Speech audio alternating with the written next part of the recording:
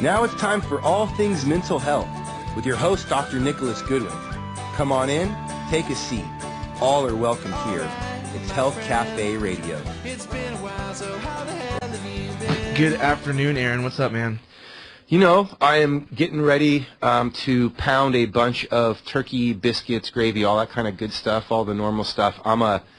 I guess, give you a little bit of insight about me. I am a hockey puck cranberry sauce guy. Okay, you like it out the can. I like it out the can. Yeah. So I'm getting ready for that. I'm excited about that too. I'm gonna smoke a turkey this year. I smoked one last year. It was really good, and I like that process. It's very peaceful for me. Smoked meat is really. I mean, I guess by the time people hear this show, it'll be a couple days after Thanksgiving. I'll still be eating it though. Yes, we'll be eating the salt and pepper on the smoked turkey with the sandwich. Yeah. Mm-hmm.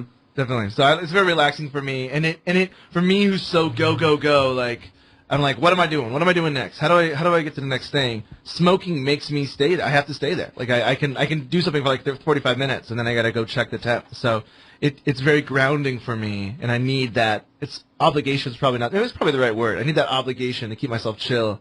And so I actually look forward to that. I'm excited to have to sit and just watch the smoker. It's a great hobby. A buddy of mine does it out in California. He's really big into it. Him and his dad literally have notebooks. They take notes about. Really? I mean, every temperature, every type of meat, every little change to what they do. It's very subtle. You have to be. It's really fun. It is fun. Yeah. And if you screw up, I mean, it's, I'm not selling it, so it's all, everybody, I don't tell anybody to screw up, and I watch them as they chew through it and say, oh, this is good, Nick. You're getting really good at this. And I just allow it to affect my ego. I just believe it, even though I know it's chewy. So I've been fairly successful, though. Yeah, man, we're excited. Turkey time.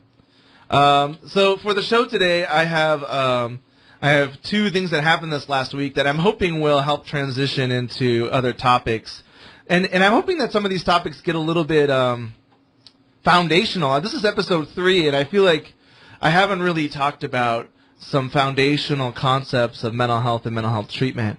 And so I'm going to use sort of these events that happened this week with me to try to transition into talking about, like maybe just talking about just depression, really one of the most common, if not the most common mental health issue, and the treatment of that in great detail. And then another event, maybe it'll transition into talking about schizophrenia. We'll see if we have time. But really, these two things that happened were both related to pharmacy companies bringing me food. That's what they do. They bring you food when they want your time. They say, "Oh, I'll come bring you lunch, and I'll try to sell you on this new product." Right? One of them was a medication. One was a product. And so the first one was gene testing. Have you ever heard of gene testing before, Aaron?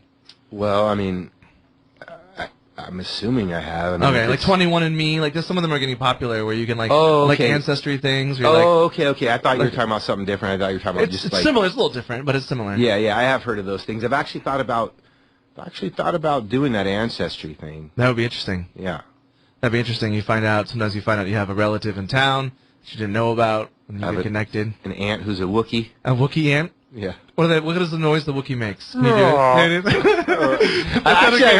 I heard you're actually really good at it, but I don't want to ruin the show for your listeners. I heard you're really good at that. Well, the Wookiee, that's Chewbacca, right? Yeah. I don't think I can do it. I can't get my throat to roll. I can't do it. Oh, man. It's futile. Okay, so that's gene testing, and the second one is something that I talked about last week, and it's a medication called Ingrezza. It's for the movement disorders. We talked about that last week. But it's interesting because when I went to this conference a couple weeks ago that I talked about, they called me. All the pharmacies are now calling me up because they all got my information somehow, and they're wanting to sell their medication. But this one I was interested in because, like I said last week, it's the only medication. Well, it's one of two, but both of them are new medications for this disease. And I had a lot of questions about it because the disease itself is tardive dyskinesia. And because I see a lot of people who use drugs, it mimics a similar effect as using methamphetamine. Have you ever seen somebody who's using methamphetamine and they have a lot of movement disorders, methamphetamine and just movement disorders, which I tend to see a lot of, or I see some of it more than maybe other providers. That kind of twitchy. Yeah. The involuntary movement and the restlessness. And I'm interested in treating it because when I see kiddos who have these movement disorders, it can be really life-altering. And so I want to give them relief, right? So I was interested in this medication. And so she wanted to come out and and like meet with me, but she was from Seattle, so I was like, no, you don't have to. We could just talk on the phone. You don't have to. But that's like her job. Her job is to go out and like dine and wine. Is that the right term? Fine, dine and wine. Wine and dine, yeah. Well, wine and dine people, and then tell them how great the med is. So Right. I kind of said, hey, I've already seen this pharmacy dinner, and the pharmacy dinners are usually they wine and dine you, and they tell you all the great statistics and how they got all these FDA approvals to use this medication. And it can be great, but it feels really one-sided, and a lot of times you don't always get the information that you wish you had. So I told her, look, we've already done this dinner. I already at least have seen the evidence. I'm into it. It sounds good. It sounds like you guys are, it sounds like the medication works. It sounds like the medication's well tolerated. It sounds like the medication's super expensive, so probably really hard to get approved, or the person has to be really rich to use it. But she said she'd be willing to come out and do an educational presentation talking about the specific subtle movement disorders, which I'll talk about a little bit if we have time at the end. But it was cool of her to do that, and also it was an opportunity for me and all my friends, all my nurse practitioner friends, to go out to somewhere fancy, right? Because it's hard to budget that sometimes. So me and a bunch of my friends who I haven't seen in a while can go to we get to the steam plant. They're writing it off. That company's writing it off anyway. And they see the results, right? I had 5 nurse practitioners there. I'm sure that was a lucrative dinner for her, because that's 5 potential prescribers. And all of us, I mean, like I said, it's not like this is the 12th or 15th antipsychotic or the 10th ADHD drug. This is a one drug of its kind, and so if I see somebody who meets criteria, I'm definitely going to try to get it approved because it can make a big difference for them.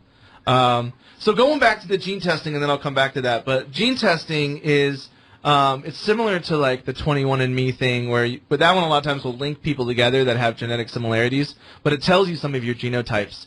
And I want to be careful with what I say, it's only because I don't know, like that kind of blows my mind a little bit. It kind of goes over my head a little bit as far as genetic testing and genes and DNA and RNA. Like I don't think that I could explain how that works. I don't have that kind of a experience. It's something that I want to learn more about, but it's just after so many like CYP2D6 and I don't even know the P450. I'm like I'm not keeping track. Yeah, I'm not keeping track. Though I would like to maybe learn more, but maybe when I do more of these gene testing, I will. So the idea of gene testing and the company's name is GeneSight. The guy's name is Josh Goodwin, is the farm rep. He brought me Panera bread last Friday for lunch. It was just me and him, and we hung out. It was. I think I've met him before. He's very giving as far as. And it doesn't seem like he's bothersome. Sometimes farm reps will be very bothersome, but he talked to me about the product, and I've had some experience for it. But for those who are interested in gene testing, especially since the company itself doesn't actually advertise, it only advertises to providers. And if you're on a medication for depression or you're interested in getting treatment for depression, this might be interesting for you. Or if you had gene testing done and you didn't feel like the provider had enough time, or maybe you didn't get to the follow-up where you were able to really talk about it, or maybe they just handed you the form and said, here it is. We'll talk a little bit about it, and maybe it'll give you some more information. It'll be interesting. Well, just taking a look here, and the number of people that have applied for or purchased like a gene testing kit doubled in 2019 just from 2018. Wow, doubled. In 1 year, it doubled. Yeah. So there's a big interest in this. A lot of people are interested in doing that. Yeah, and it's gone up quite a bit. Insanely. Yeah, and if you were to compare 2018 to 2017, I think you'd find the same thing. Yeah. Yeah. That's cool. So people are interested in it, so we'll talk about it. And it's a little bit different, like I said, than the 21andMe, because it's specific for treatment.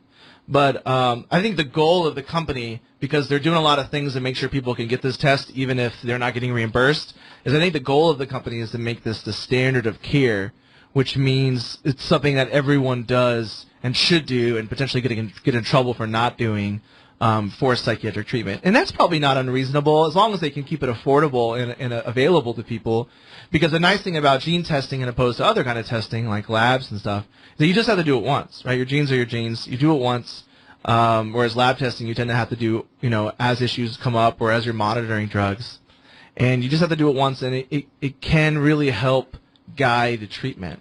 And so I'll kind of explain that. The gene test itself evaluates all your medication genes, or genes that metabolize medication, and it goes through each one of the psychiatric medications that are commonly prescribed, right? And so there's probably about 50 on this list, and they break them up per disorder. So I'm trying to think. I think they do depression, they do anxiety, they do psychosis, they do bipolar, and they do ADHD. And so they break up all these medications for each one, which some of them overlap. And then it looks at how many genetic interactions, gene-to-gene interactions you have, which make it so the metabolism of the medication is altered.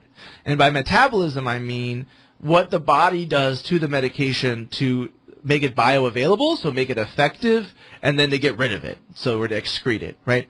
And so this metabolism process is really important in order, as a clinician, to understand, as it can affect what med we use, how much of that med we use, how long we use that med, and how often we dose it.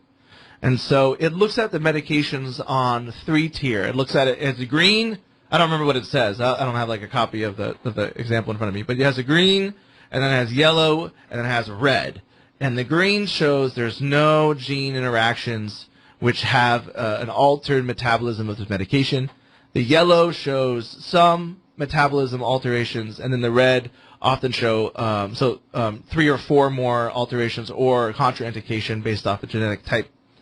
And it's an example of a genetic altercation. Probably the 2 most common reasons why these medications get flagged as having altered metabolism is one is that people either metabolize a medication slowly or they metabolize a medication quickly.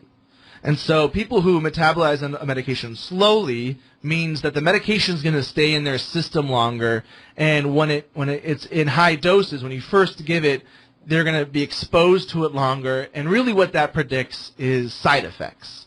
The person's more likely going to have side effects to the medication because it's just in their system for a longer period of time.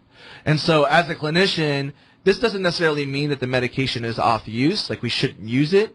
More or less what it means is that I'm going to prescribe the medication maybe at a lower dose than I would with somebody else. I'm going to titrate it up slower than with somebody else. And I'm going to consider the max dose probably be about a half to 2/3 of what the traditional max dose is. Because what you see is after a certain amount of time, if it's still not effective, you're just going to get more side effects, but not really the benefits, especially with a slow metabolizer. Now, a quick metabolizer is the opposite. The medication gets chewed up in the body pretty quick. It doesn't mean it can't be effective. It actually probably means you're not going to have a lot of side effects, but it just means the body excretes it. And so that kind of has the opposite effect. If I can see that you're a quick metabolizer of a medication that we want to use, I'll probably be more aggressive with dosing, and I'll probably feel more comfortable going higher. An example, a clinical example I have recently is I had a client who was taking a certain medication, and this client was taking it once a day, and they ended up taking it twice a day, I think just losing track of what they were supposed to be doing. So they ended up getting to about a dose of the medication that I think was about a third higher than they should have been. Okay, I think they were at 300, and the max dose should have been 200. Now, they ended up having incredible results from being on 300. Their symptoms went away, the anxiety and whatever the other symptoms were. And so we continued to drug them. Their side effects, they weren't having a lot of side effects, even though they were almost at a third higher than it should have been. But the pharmacy ended up calling me and said, hey, the insurance company has no interest in paying for this high of a dose for this medication. And really, I can't think of any evidence or literature that shows this high of this medication really works. So it's up to you if you want to fight them. And so I ended up talking to the patient. We ended up having to go back down. But if I had a genetic test on this patient that showed that this patient metabolized a certain drug faster, then I could send that to the insurance company and say, no, look, it's not that the drug is too high, it's that the patient metabolizes the drug quickly, and therefore you need that high dose in order to get to efficacy. Does that kind of make sense? Yeah. And I think the mistake that some prescribers are like making, a timed release, maybe without definitely, yeah. No, that's a really good point. And then if there's a time released option for that medication, and I know they're a rapid metabolizer, I might switch to that because I know that it's going to be released and not just chewed up right away. That's where I'm making my first million, Nick. That's it right there. Timed release for that medication whatever right there. That medication, you're going to do it. I don't think there is one. So I think you could do that. And as a commonly used one, that's how we're going to make our money right now. Right. This isn't for the money. This is just for the love. We're going to go make our money elsewhere. Right. Yeah. Right. And so a big mistake not a big mistake, but what the GeneSight advertises this too.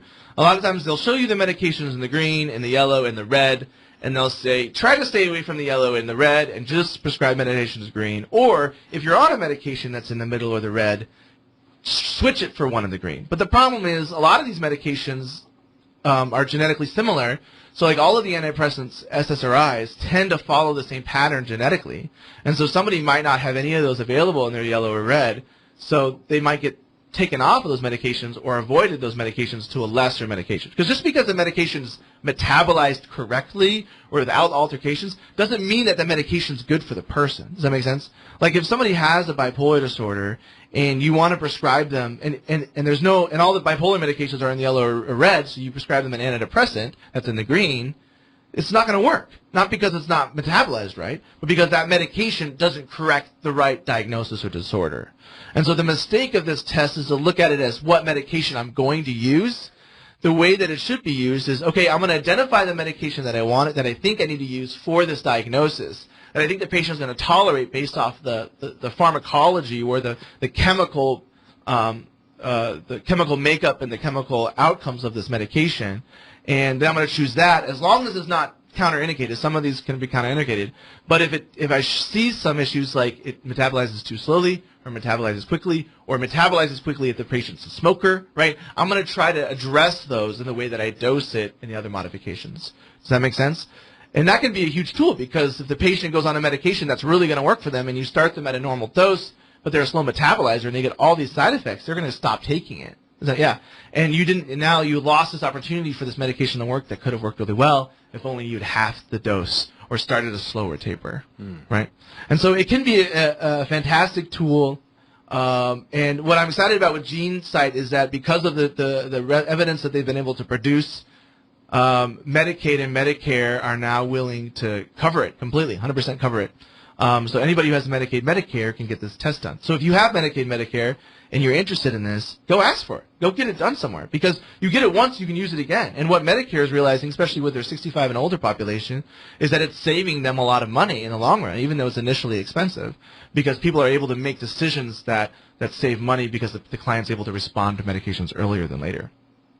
Other insurers are slowly coming up to it. Like a lot of the private insurances are not paying for it. So GeneSight, like I said, they're trying to get it out there. They're trying to make it a standard of care. And so what they're doing is based off of your income, you either get it for free or you have to pay $100 or you have to pay $200. And so if that's if the medication is not covered. And so I don't have the exact numbers now. It's based off a percentage of poverty level. But I think there's a good if you're living in Spokane, you're middle class, there's a good chance you're either going to not have to spend any money on it, or you might have to spend $100 on it, which might be worth it based off your situation. So we're going to go ahead and go to a break, and then when we come back, we'll keep talking about it. All right. Hey Spokane, this is Nicole with A Time to Dance. Do you love dance? Or maybe you've dreamed about exploring the art of movement.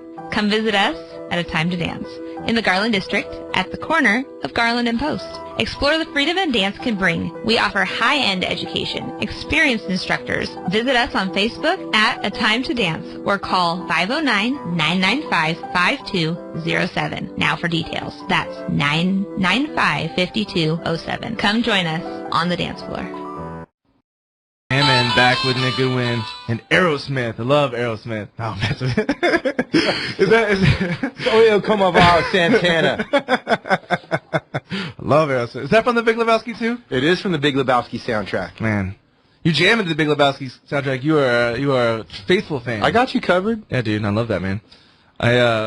So we're coming back. We're talking about the genetic testing. I think that we've talked about kind of the functional component of genetic testing. I want to talk about one more element, and then I want to start talking about some of the mental health issues that can benefit from genetic testing.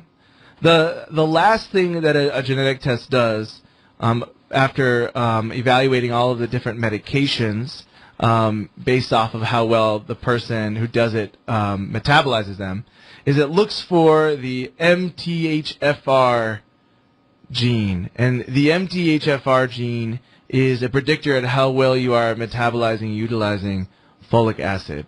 Now, with identification of this gene, and again, this is kind of similar to other genes, I'm not probably able to do a lecture on this and tell you all the ins and outs, but it can be very useful in knowing as to whether or not you're even able to have enough serotonin to even make it so the medications are effective. And like we did talk about this last week, but I'll talk about it again this week a little bit more.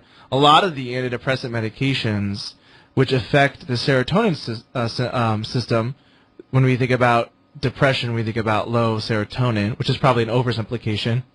But the medications themselves increase serotonin. And they don't actually, it's not like serotonin pills. You can't just give serotonin pills. The serotonin won't go into the brain.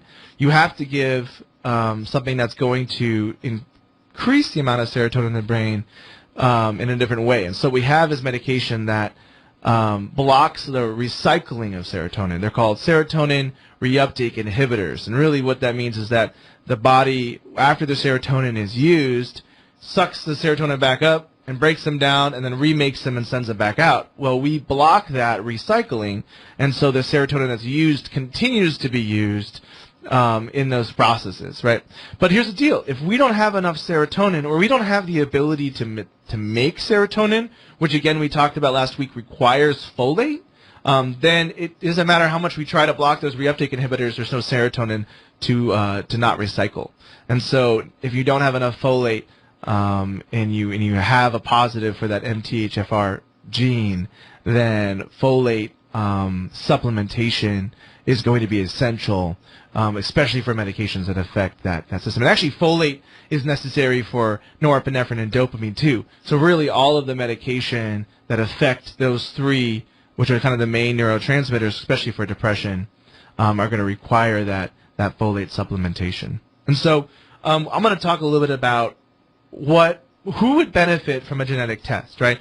And like I said before, the genetic test tests medications for depression, it tests medications for anxiety, it checks medications for bipolar disorder, for schizophrenia and psychotic disorders, and it also checks medications for ADHD. So anybody who has one of those disorders, is taking medication for one of those disorders, or think they may want to be screened for one of those disorders, will benefit from the genetic testing. The insurances, I think, for the most part, have approved it for just depression or depression and anxiety, and so it may. I'm not exactly sure. Maybe I think the evidence and the research they've done has been specific to depression, and so as they do more and more research, insurances may cover more and more. But I don't think GeneSight turns people away. I think they still will run the lab test, even if they're not necessarily getting anything back from the insurance company. Or like I said, a lot of the insurance companies still aren't paying for it. So, but when you're talking about depression or anxiety at this point, I kind of want to break that down a little bit. Depression is one of the most common mental health issues out there, and for adults especially, it is definitely the most common treated mental health issue. And so I kind of want to talk a little bit about what that is for those of you who may have depression, may wonder if they have depression, or maybe have a loved one that has depression, and kind of spell that out. So often when somebody comes in and gets treated for depression, the most common complaint they have is that they feel really tired. That's usually the first complaint. Usually they say, I'm feeling really fatigued. I have a hard time getting up in the morning and doing the tasks I need to do. Often things get left undone. I haven't been going to work as often. I'm not getting a lot of sleep, but I'm exhausted. I'm not eating a lot of food. And you see sort of these functional signs of the depression. And a lot of people struggle to sort of identify that sadness, or even don't identify the sadness. And a lot of times it's a loved one who sort of is able to identify the sadness. But sometimes even with the guilt that's associated with depression or the loss of productivity, sometimes it can be really hard for the individual to hear that they have depression, because they're already afraid that they're becoming a burden in some capacity. And I think that denial process sort of maybe sometimes prevents them from really acknowledging that. So it can be quite the process to sort of seek treatment. However, a lot of times in my setting, I don't see that. I think that probably is more common in like a primary care setting, where somebody's coming to their primary care doctor and saying, hey, I'm really tired, or I'm having a hard time. Usually when they come to a psychiatrist, there's some acceptance there already, and they tell me how they've been feeling really sad. But those, I kind of talked about them, but really the signs of depression, the two main ones is depression itself, so the sadness, And again, if we're looking at what clinical depression is, because everybody gets depressed and everybody gets sad, and there's really important times to be sad and depressed, or mostly just sad. But what it comes down to is, are you sad for no reason, right? Does the sadness exist without real triggering or provocation? Or is the trigger or the reason why you're sad probably way overblown? Like your reaction to that is so exemplified that it starts to become a disease process. And I see that more with anxiety. People feel anxious about something, but their anxiety level is far higher than what it should be with that sort of trigger. And so that's the main one is depression. Another big one, which I said a lot of times is the first thing that you notice, is a term called anhedonia. And really all anhedonia means is a lack of desire to do tasks or activities that one usually enjoyed doing, right? And so this is when the person stops going out to play field hockey when they used to love to play field hockey. That's a random example. But really it's when they used to have a list of things they really enjoyed to do, and they're just not doing anymore. A lot of times that's also accompanied with the fatigue, and that's accompanied with the lack of motivation. That's the lack of maybe affect or sort of emotional expression can be there as well.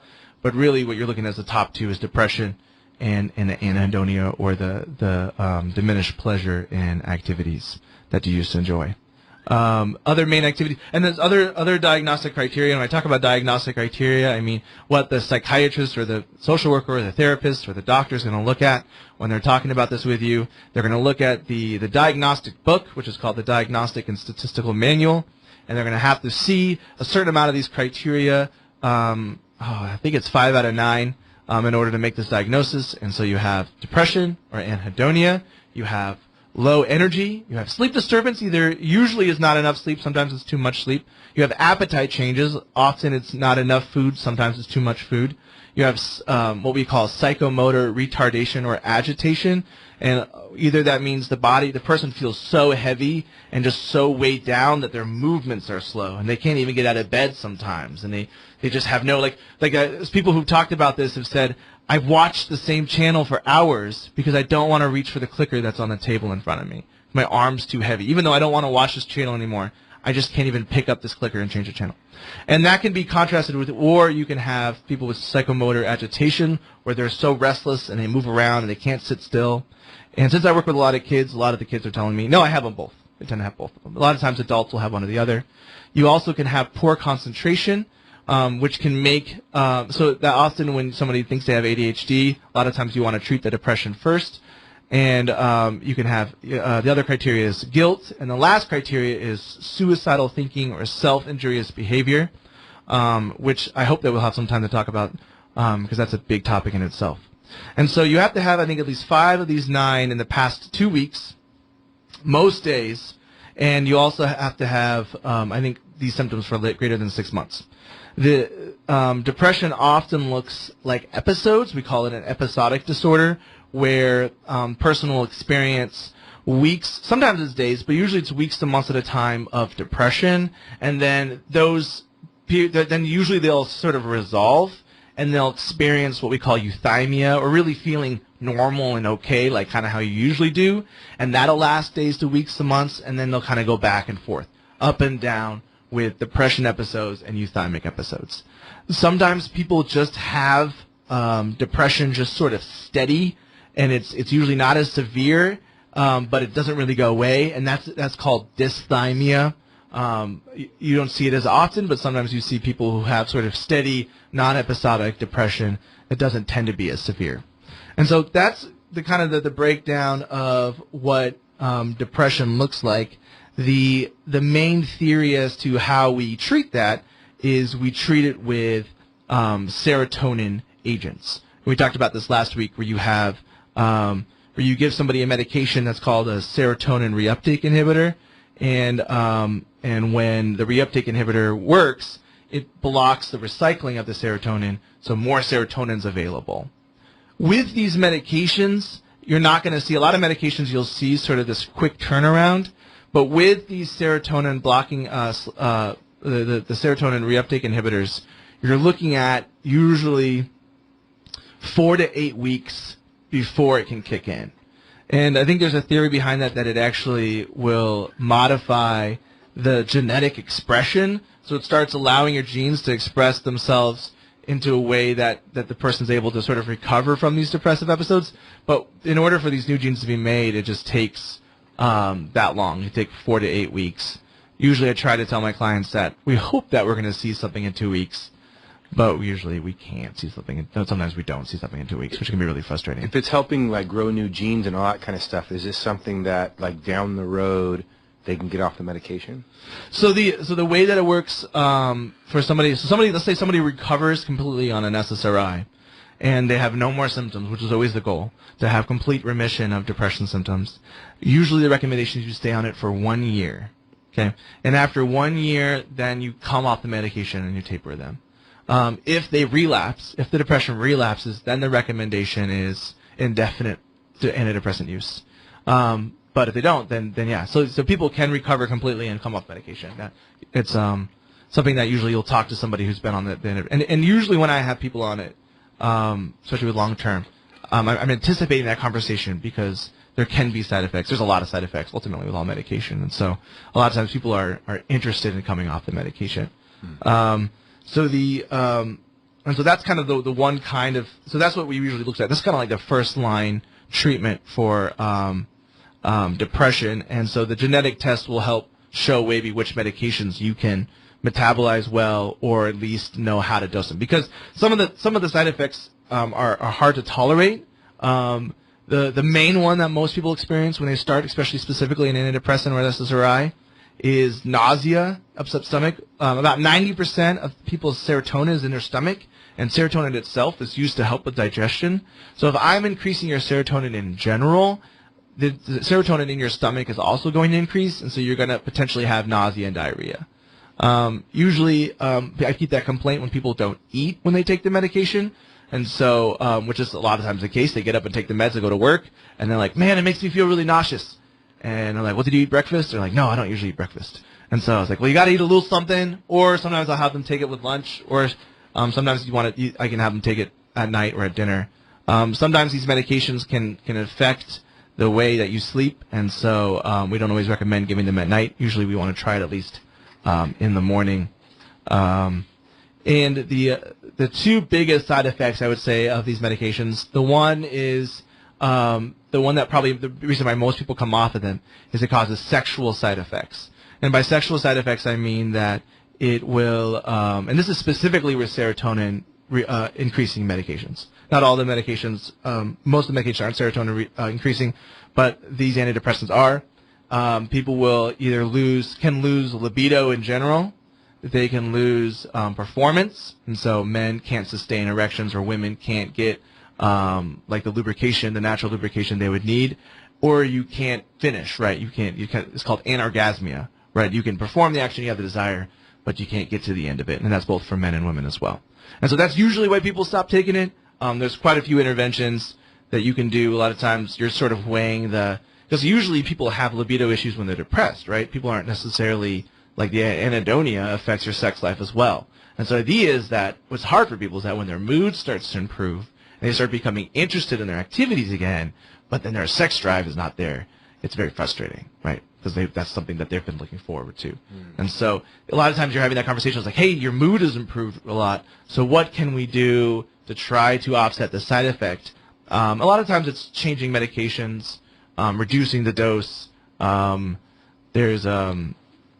there's some newer medications that you can give, like Viagra, to help offset it. There's a natural one. It's called maca root, and especially for women, there's not a lot of agents out there for women for this, but Feminescence is the brand that I recommend. You can get maca root like at Walmart, but Feminescence is the brand, and you can take one of these. It's for like menstrual health and perimenstrual health, but it's shown to help decrease those sexual side effects with women. The big issue is some of this misconception that providers have is that the sexual side effects aren't going to go away. A lot of times providers try to say that because most side effects do go away. A lot of side effects happen initially after treatment, and they, like the nausea and the diarrhea, are going to go away. They usually go away. The dizziness usually goes away. But the sexual side effects will probably not go away. There's no support that shows the sexual side effects are going to go away, with the exception of the anorgasmia. Sometimes people with the anorgasmia that they can't finish, that will go away, but the other two, the performance and the libido, they won't disappear unless you make some sort of modification, right? And that's super essential for us as providers, is to make sure people are living to their quality of life, and so it's be taken super seriously. The biggest effect is something that we'll probably talk about when we get back from break. But in ages of adolescence, I think it's 25 is what the FDA did, is they put an FDA black box warning, which is the scary life endangerment warning that probably a lot of medications, especially psychiatric medications, tend to have, at least one black box warning. For antidepressants, I think, of any kind, whereas the sexual side effects is only related to antidepressants and only related to SSRIs that have serotonin increasing, right? The dopamine increasing antidepressants do not have this. The mood stabilizers, some of the antipsychotics do, but most of them won't have the sexual side effects. But the biggest, scariest one, and this is with adolescents and young adults, is an increase in suicidality and suicide risk, which we will talk about when we come back from break. Hi, everyone. This is Dr. Steve Crosby here at Stephanos Ministries. If you stepped away from church or Christian life or faith in general, we at Stephanos Ministries have materials that could be helpful to you in navigating your questions about prayer, worship, church, scripture, but most importantly, your relationship with Jesus and with one another and the world. We have stevecrosby.org is the blog. Brothers in a Basement is our podcast with my friend Brian Wiebold, and stephencrosby.soarlms.com, stephencrosby.soarlms.com, stephencrosby.soarlms.com. Video and audio resources there for you, and some of them are free. So if you're facing challenges in Christian life, just like the rest of us, don't walk away from Jesus. Walk toward your Father. And thanks for listening. Oh, man, you know I had a rough night last night. I hate the Eagles. Oh, I'm just kidding. That's a quote from The Big Lebowski. I don't know. I didn't do it right. I don't think I got the tone right. And you can't quote The Big Lebowski probably on AM radio appropriately, so... All right. Little Gypsy King action. Yeah, little Gypsy King. So welcome back, KSPN, 12:30 a.m. This is Nick Goodwin on Health Cafe Radio. We've been talking about some mental health topics. We started out talking a little bit about genetic testing for those of you interested in genetic testing for your own mental health treatment, or if you're interested in getting treatment. We went on to talk about depression and common depression symptoms, including treatments. In general, we didn't go into a lot of detail. Now we're kind of talking about side effects of antidepressant medications. And there's some couple of big ones that we talked about, common ones being nausea, vomiting, diarrhea, dizziness, that tend to kind of go away after a couple of days and improve when you eat. There's some that are more last longer if they occur, and usually people aren't interested in keeping them around because there's sexual side effects, or people lose the drive or ability to have sex, which is pretty much a deal breaker for most people that I know, and they want to do something else in order to treat their depression. And then the last one, which was kind of the big black box warning, especially specifically to serotonin reuptake inhibitors, is increase in suicidality amongst children, adolescents, and young adults. And when I'm talking about serotonin reuptake inhibitors, I'm talking about like Prozac, if you've ever heard of it, or fluoxetine, Zoloft, sertraline, Celexa. Nope, I don't remember Celexa's their name. Nope, citalopram, Lexapro, escitalopram, Paxil, paroxetine, Luvox, fluvoxamine. Is that all of them? I don't know. Can you think of any other one? You're asking the wrong guy, bud. But I will tell you, I had a brief experience with Celexa. Oh, okay. Do you mind sharing that? That would be interesting. I don't mind sharing it. I mean, I don't want to throw you off track here. No. So this is about 11 years ago that I moved to Washington. Okay. And just prior to moving, I'm not going to spend a ton of time on this, but I will just tell you there's a ton of stuff going on. My mom was dying of cancer. Yeah. My family, I wound up having, we had to move. My wife and my kids were up here in Washington, and it took me about 11 months to join them. Okay. So I was just visiting my wife and kids on weekends when I could. I mean, it was just crazy life stuff. And so ultimately I went in and I talked with someone, and they asked me this question. They asked, what do you like to do with your kids? And I started talking, or what do you like to do? And I started talking about things I like to do with my kids and this and that. Yeah. And I remember the doctor saying, why do you take your kids camping on like Tuesdays and Wednesdays?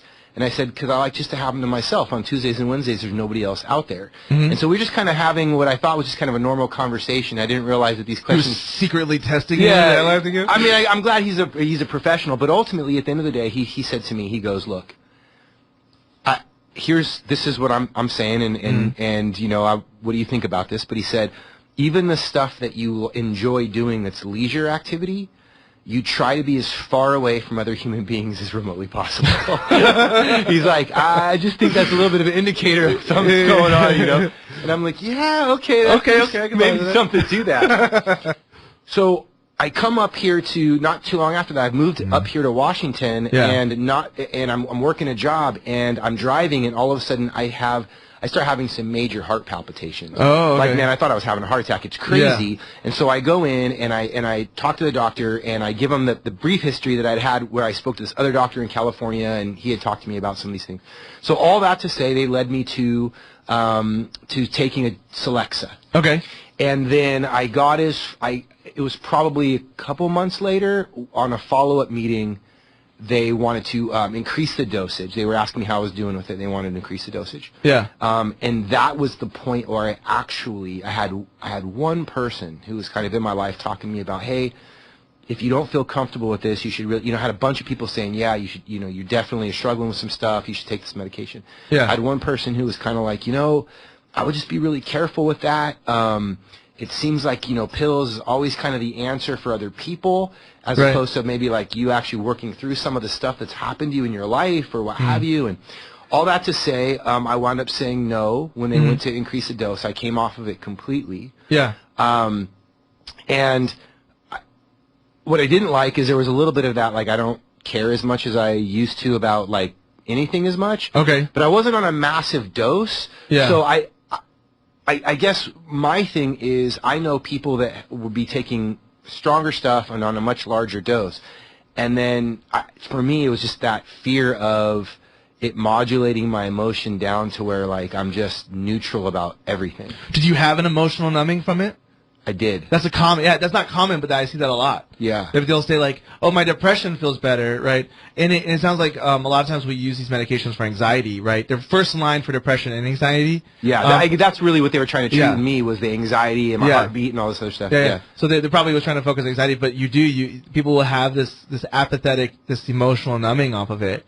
And when I first started prescribing, I was just like, well, I guess their depression's better, right? And I wasn't sure exactly how to navigate that, but you're not looking at necessarily resolving the depression or anxiety. You're looking at affecting their quality of life, right? Right. The anxiety was getting in the way of something for your life. Yes. And your ability to have meaningful relationships and meaningful tasks. And so the goal of the treatment was to bring back that meaningfulness. And when you have emotional blunting and apathetic, emotions, then there's no way you're going to get that quality of life back. And it's pretty crazy because a month later is when I met God in that wheat field. Really? Oh yeah, my sleep. And after that, my sleep issues were gone. I dropped about 40-something pounds. I mean, it's pretty interesting. Obviously, my journey's not maybe typical, but yeah. Thanks for sharing that experience. It's good. It's nice to have something kind of tangible to go along with sort of the story, because it can get kind of dry with all the names and stuff with the medications. Did you notice any of that nausea, or do you have any of that initially? Not everyone has it. It's probably about a third of people get it. Yeah, Now, I have had an ulcer since I was 15. Yeah. So there's a lot of this stuff that, and this is probably similar for other people too, right? You've got stuff that maybe isn't as bad, and then something maybe just exacerbates it a little bit. Yeah. So I definitely felt a little bit of that. I think the thing for me, anytime I've ever taken pills, and this includes pain pills, there was a period of time where, and I'm going to say abusing because they weren't prescribed and they weren't mine. Yeah. But there was about a 3-week period. That's like the definition of abusing. Yeah, there you go. Okay. So there was about a 3-week period of time where I was abusing methadone. Oh, okay.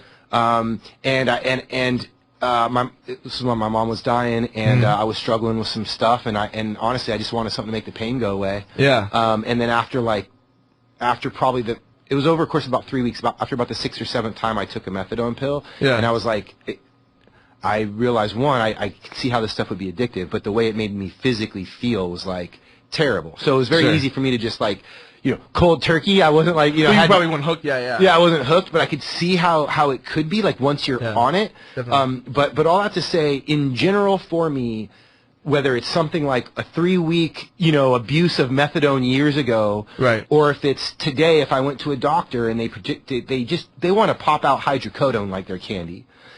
And they do, yeah. You could ask my wife, like, I haven't taken a prescription of hydrocodone from a doctor in probably going on a decade. Okay. And I will straight up tell them, one, it doesn't work. Like, I got to take like 7 of these to make the pain go away, and then I'm having terrible dreams, and I'm up, and all that to say, small dose, big dose, I feel sluggish. I feel like something's in my blood. I feel thick. I don't like the way I feel on pills at all. So that's, and that has nothing to do with any of the other side effects, just literally how I feel the next morning after I've taken a medication. I do not like it. Yeah. Okay. Interesting. Yeah. But that's, No, I appreciate your honesty, man. That's interesting for sure. These are the medications that cause these side effects. The sexual side effects are the ones that affect serotonin. Medications like Wellbutrin or bupropion, which doesn't affect serotonin, is not going to have the sexual side effects. And a lot of times the mood stabilizers like lithium and Lamictal or something like that, they don't tend to have those side effects. So the last side effect that I want to talk about, and then I want to talk a little bit about some other ways to treat depression or anxiety that don't require a pill. But the last one is suicidal side effects, which when the black box warning came out, antidepressant treatment dropped significantly. And so it was kind of this spot as to a lot of people a lot of kids and adolescents and adults who needed this treatment weren't having access to it because the providers were afraid of inducing this suicidal the suicidality. And now it's kind of... I think you refer to those... Is that what suicidal ideations are? You had spoken about ideations, I think, on the show. Is that what that is? So, when I use the term, and it's sometimes hard to break away from the jargon. So by suicidal ideation, I'm talking about thinking and often communicating suicidal thoughts. Okay? And that can be vague, and it can be on one scale where it's just like, man, I think the world would be a better place without me. I don't think anybody would miss me when I'm dead. Sometimes I wish that I would just go to sleep and not wake up. It's kind of that vague, kind of here, those are kind of suicidal, kind of better off dead thinking. And then you can go to the severe as I'm having thoughts of ways that I could kill myself. I'm making plans to kill myself. I'm researching ways to kill myself. And that's really what the thinking, the ideation is. And so these medications, especially, and they've shown this specifically in young ones, in kiddos, has shown to increase this thinking. And there's a lot of theories as to why that might be the case. One that I often explain, which I don't think is quite as simple as this, but when somebody is feeling super tired and they have the lack of motivation and the energy that they can't even get out of bed, a lot of times these medications are going to improve your energy, probably before they're going to improve your mood. And so that energy may lead to talking about suicidal and thinking about suicide and maybe doing suicidal things, like attempting, right, or committing suicide, or just thinking about it and talking about it, even though there is some improvement there. There's probably some thought as to, there's other theories as well, which we'll go into more detail, maybe in other episodes. I think maybe I'll spend an episode specifically on suicide, and that'd be cool. But since we're kind of running low on time, I want to end this on a natural, nutrient-focused, integrative approach, which is really what I want to do. So let's talk about, if you're feeling depressed and you're like, well, what do I need to do? I'm 3 months out. I'm not going to go see the doctor for a while, or I'm wanting to try something different than medications first. There's a lot of different ways to approach this. And the big one, which has an incredible amount of research, an incredible amount of evidence supporting this as to be as good as antidepressants sometimes, is exercise. It just is exercise. And it doesn't have to be a lot of exercise. Like, how am I going to fit that into my schedule? And a lot of times it's just four times a week, 30 minutes at a time. Right? That could be a good starting goal. And that has shown to have incredible results as far as mood goes. So that's just walking a half hour every other day. The best way to do this, if you're not doing this and you want to do this, is to make it specific time-focused goals. Monday, Wednesday, Friday, from 10:30 to 11:30, I'm going to go for a walk with my neighbor Jane, because she likes going, and that's when she goes on walks. Something very specific, something that's on your calendar. That includes another person too. That's got to be kind of healthy. Oh yeah, and that sets up what is that called? Obligation, right? Where you've already committed to it, right? So you have to, and so as far as and we'll talk more about diet as we go, but another one, a nutrient that I really like is magnesium, and we might spotlight magnesium for an entire episode because there's so much to talk about. But the dietary allowance for magnesium for adults is about 400 milligrams a day.